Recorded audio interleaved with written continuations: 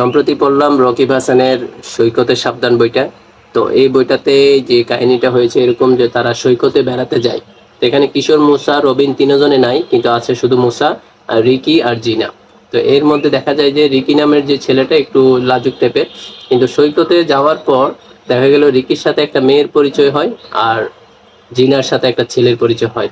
তো তারা ওই ছেলে এবং মেয়েটার সাথে বন্ধুর মতো সময় কাটাতে থাকে, মুসা এদিকে একা হয়ে যায়। পরে দেখা যায় মুসা টনি নামের ছেলে একটার সাথে ঘোরাফেরা করে। তো একটা সময় দেখা গেল যে রিকি মারা যায়। তো রিকির শারীরিক অবস্থা দেখে মুসার সন্দেহ হয়। তারপরে বুঝতে পারে যে এখানে যে বাদুর আছে, অর্থাৎ ভ্যাম্পায়ার ভৌতিক কোনো ফাঁদে পড়েছে, তারপরে গিয়ে এই রিকির এই অবস্থা হয়েছে। এখন জিনও সেই একই বিপদে আছে, সন্দেহ করছে।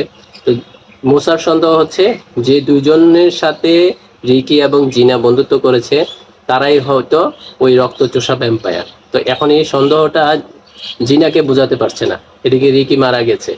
তো শুরুর থেকেই মুসাকে একটু অপছন্দ করছে জিনা, যে কারণ ওই ছেলেটার ব্যাপারে সে বারবার বাধা দিচ্ছে। তো একটা সময় গিয়ে মুসা একটা চ্যালেঞ্জ নিয়ে ফেলে যে তাদেরকে উদ্ধার করবে।